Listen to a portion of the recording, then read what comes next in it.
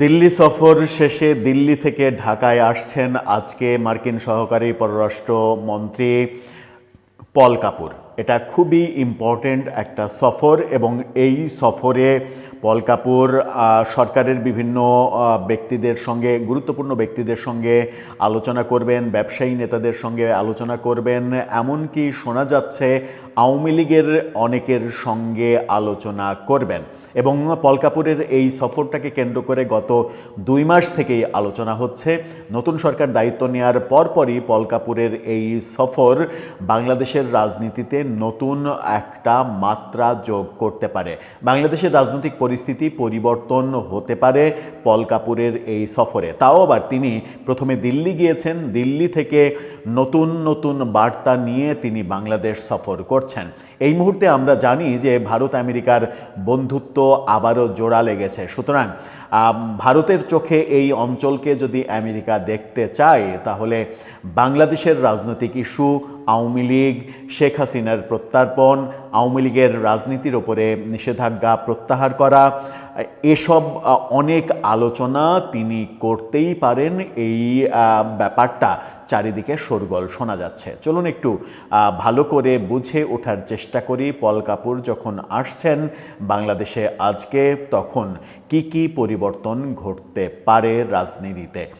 থাকবেন পলিটিক্স টিভির নিয়মিত আয়োজনে।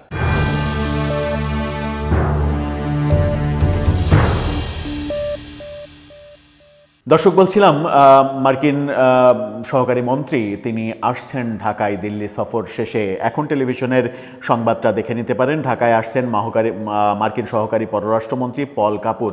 সহকারী পররাষ্ট্রমন্ত্রী খুবই গুরুত্বপূর্ণ একজন ব্যক্তি এবং তার দায়িত্বই হচ্ছে আমাদের এই অঞ্চলে, দক্ষিণ এশিয়া প্রশান্ত মহাসাগরীয় অঞ্চলের দায়িত্বে রয়েছেন তিনি। সুতরাং এই অঞ্চল সম্পর্কে আমেরিকার সিদ্ধান্ত, আমেরিকার যে মেসেজ, সেগুলো যে তিনিই বহন করবেন, তিনি সব কিছু কলকাঠি নাড়বেন, সেটা একেবারে পরিষ্কার। দিল্লিতে সফর করছিলেন তিনি, দিল্লি সফর শেষে আজকে ঢাকা সফর শুরু করছেন তিনি। এখন টেলিভিশন বলছে যুক্তরাষ্ট্র ও বাংলাদেশের মধ্যে কৌশলগত সম্পর্ক জোরদারের লক্ষ্যে দক্ষিণ ও মধ্য এশিয়া বিষয়ক মার্কিন সহকারী পররাষ্ট্রমন্ত্রী পল কাপুর ঢাকায় আসছেন। 2 দিনের সফরে তিনি আজকে ঢাকায় আসছেন, মাত্র 2 দিনের সফরে। তার মানে হচ্ছে যে এই ঝটিকা সফরে তিনি অনেকগুলো মিটিং করবেন একের পর এক। ঢাকাস্থ মার্কিন দূতাবাসের মুখপাত্র পূর্ণিমা রায় এক বিবৃতিতে এই তথ্য নিশ্চিত করেছেন।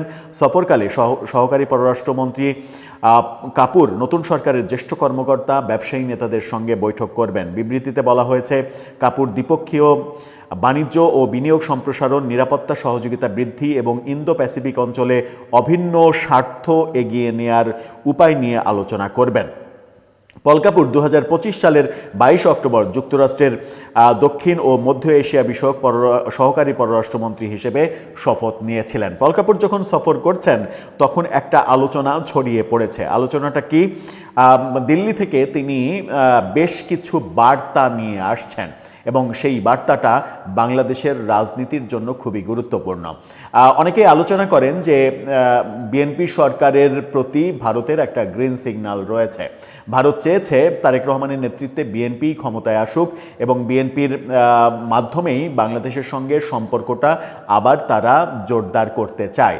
সেই ক্ষেত্রে ভারত যখন এই চাওয়াটা চাইবে, তখন নিশ্চয়ই সেই আলোচনার মধ্যে আওয়ামী লীগের রাজনীতি, আওয়ামী লীগ ইস্যু, শেখ হাসিনা ইস্যু, আওয়ামী লীগের নেতারা যারা ভারতে অবস্থান করছেন, সেই ব্যাপারগুলো খুবই গুরুত্বপূর্ণ হয়ে উঠবে।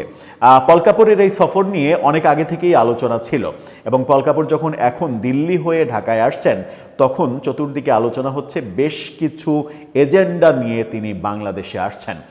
সেই এজেন্ডাগুলো নিয়ে তিনি যে আসছেন এবং সেটা জুলাই যোদ্ধাদের মধ্যেও যে এক ধরনের প্রতিক্রিয়া তৈরি করেছে, তার একটা প্রমাণ আপনারা দেখে নিতে পারেন।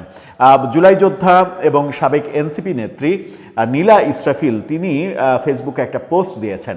সেই পোস্টটা দেখে নিন। সেই পোস্টে তিনি লিখেছেন, দিল্লি হয়ে 5 বার্তা নিয়ে ঢাকায় পল কাপুর, বৈঠক করবেন আওয়ামী লীগের সাথেও, খলিলুর জয়শঙ্কর বৈঠক। তার মানে এই ব্যাপারগুলো, খলিলুর জয়শঙ্কর যদি ভার্চুয়ালি মিটিং হয়ে থাকে, পল কাপুর যদি বাংলাদেশে আসেন এবং জুলাই যোদ্ধাদের মধ্যে যদি এই মানে ব্যাপারগুলো কাজ করে যে পল কাপুর এসে আওয়ামী লীগের ব্যাপারে নানা রকমের সিদ্ধান্তে সরকারকে প্রভাবিত করার চেষ্টা করবেন, এবং সেই ক্ষেত্রে সবথেকে বড় যে ব্যাপারটা সেটা হচ্ছে যে আওয়ামী লীগকে ওপেনলি রাজনীতি করতে দেয়া। ভারতের মেসেজটা সেটা ক্লিয়ার, আমরা জানি বিভিন্নভাবে। পল কাপুরও সেই মেসেজ নিয়ে আসছেন, এরকম শোরগোল চতুর্দিক থেকে আসছে।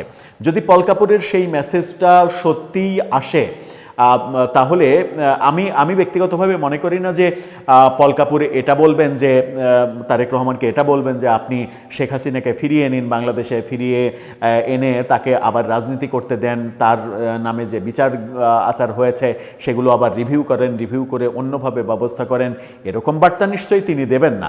এবং সেরকম বার্তা দিলে বিএনপি মেনে নেওয়ার মতো কোনো কারণও নেই, সেটা হবে না। কিন্তু যেটা হতে পারে, অবশ্যম্ভাবীভাবে যেটা হতে পারে সেটা হচ্ছে যে যুক্তরাষ্ট্রের একটা চাপ, পল কাপুরের একটা চাপ, ভারতের একটা চাপ, এবং দিল্লি হয়ে তিনি আসছেন, অজিত দোভাল, নরেন্দ্র মোদী, জয়শঙ্করের একটা চাপ, যে বার্তাটা পল কাপুরের মাধ্যমে হয়তো তারা দেওয়ার চেষ্টা করবেন যে আওয়ামী লীগের উপরে যে নিষেধাজ্ঞা, নির্বাহী আদেশে নিষেধাজ্ঞা দিয়ে রেখেছিল ইউনূস সরকার, সেই নিষেধাজ্ঞাটা বিএনপি সরকার যেন দ্রুত তুলে নেয় কিংবা উঠে যাওয়ার ব্যবস্থা করে। হয় তুলে নেবে, আরেকটা ওয়ে আছে, সংসদ বসা 30 দিনের মধ্যে অটোমেটিকলি বাতিল হয়ে যাবে সেই আদেশ, যদি সংসদে সেই আদেশ পাশ না হয়।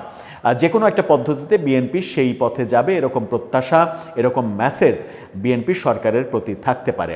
আর নীলা ইসরাফিলরা যে আশঙ্কা প্রকাশ করছেন যে আওয়ামী লীগের নেতাদের সঙ্গেও বৈঠক করবেন, এর আগেও আমরা দেখেছি বিভিন্ন দেশের রাষ্ট্রদূতরা আওয়ামী লীগের নেতাদের সঙ্গে বৈঠক করেছেন, ইইউ প্রতিনিধিরা আওয়ামী লীগের নেতাদের সঙ্গে বৈঠক করেছেন, এবং সেই ক্ষেত্রে বৈঠকের কেন্দ্রটা ছিল হচ্ছে সাবের হোসেন চৌধুরী।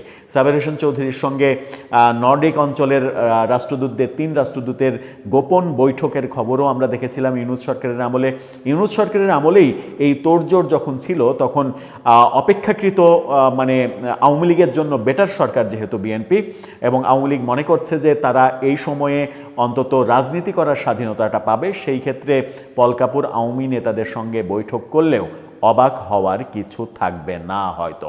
সুতরাং এই সফরটা বাংলাদেশের জন্য যেমন গুরুত্বপূর্ণ, বিএনপির জন্য যেমন গুরুত্বপূর্ণ, তেমনি আওয়ামী লীগও মনে করতেই পারে যে তাদের জন্য এই সফরটা গুরুত্বপূর্ণ, এবং মার্কিন মেসেজ, ইন্ডিয়ার মেসেজ বিএনপি সরকারের কাছে যদি আসে আওয়ামী লীগের পক্ষে, তাহলে হয়তো তাদের ওপরে যে নিষেধাজ্ঞা সেটা এনসিপি জামাতের যত বিরোধিতাই থাকুক না কেন, বিএনপি যেহেতু মানে সবার রাজনীতিতে অংশগ্রহণ এই থিওরিতে বিশ্বাসী, বহুদলীয় গণতন্ত্রে বিশ্বাসী, সেহেতু তারা এই ধরনের নির্বাহী আদেশে নিষেধাজ্ঞা থাক এটা তারা চাইবে না। তারেক রহমান নিজেও নির্বাচনের আগে রয়টার্সের সঙ্গে সাক্ষাৎকারে বলেছিলেন যে আমরা কোনো দলের নিষেধাজ্ঞা চাই না, কারণ আজকে আমি একজনকে নিষেধাজ্ঞা দিলাম, কালকে যে আমাকে কেউ নিষেধাজ্ঞা দেবে না তার গ্যারেন্টি কোথায়? সেই পথেই কি এগুচ্ছে সব কিছু? দর্শক, আপনার কাছে কি মনে হয় জানিয়ে লিখতে পারেন আমাদের কমেন্ট বক্সে।